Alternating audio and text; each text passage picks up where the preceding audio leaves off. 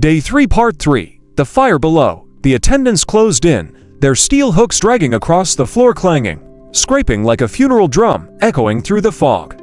There was no fighting them, no outrunning them. The only path left was down. A maintenance hatch gaped open beneath a conveyor line, a ladder dropping into heat and darkness. No time to think, no time to plan. We climbed, one after another, hearts hammering, ears filled with the thunder of prisoners shrieking above us. The last of us slipped through, and the hatch slammed shut. That was when the heat hit. The descent, each rung burned against my palms. The air grew heavier with every breath, thick and choking, like smoke clawing down my throat. By the time my boots hit the floor, my lungs felt scorched. We had dropped into a cavern the size of a hangar, an endless furnace chamber. Steel mouths glowed red in the walls, vomiting waves of molten fire. Overhead, conveyor belts rattled, carrying ash and fragments of bone. They spilled into yawning pits below, pits that glowed like the open jaws of hell itself.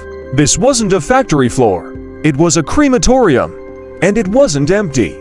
The burned remnants, at first, I thought the shapes scattered across the ground were just heaps of ash. Then one of them moved. A charred figure dragged itself forward, its fingers glowing faintly like hot coals.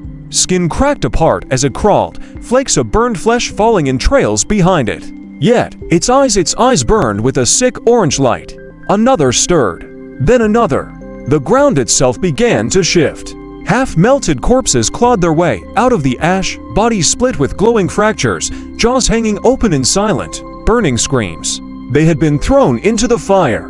But the fire hadn't killed them. It had reforged them. The collapse, we stumbled back, desperate for any way out, but the steel grating beneath our feet shuddered.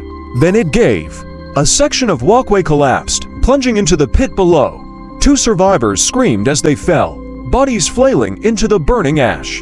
For one terrible moment, I saw them writhing, clawing, fire crawling up their skin. And then the ash swallowed them whole. Silence, until the pit itself began to move. The first roar, the ash heaved upward, like a mountain waking.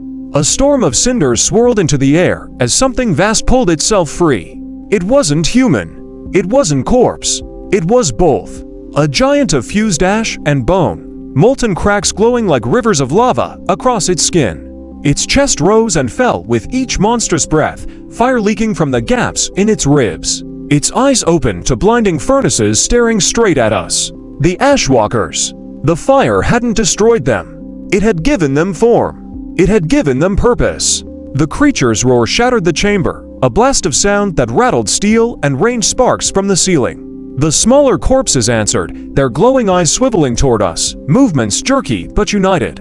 We were trapped, surrounded, drowning in fire and ash in the heart of Mayanagari.X's darkest secret. And above the roar, through the smoke and flames, I heard it again. That voice, distorted, calm, almost pleased. Day 3 is proceeding as expected, to be continued in Day 3 Part 4, The Friend's Infection.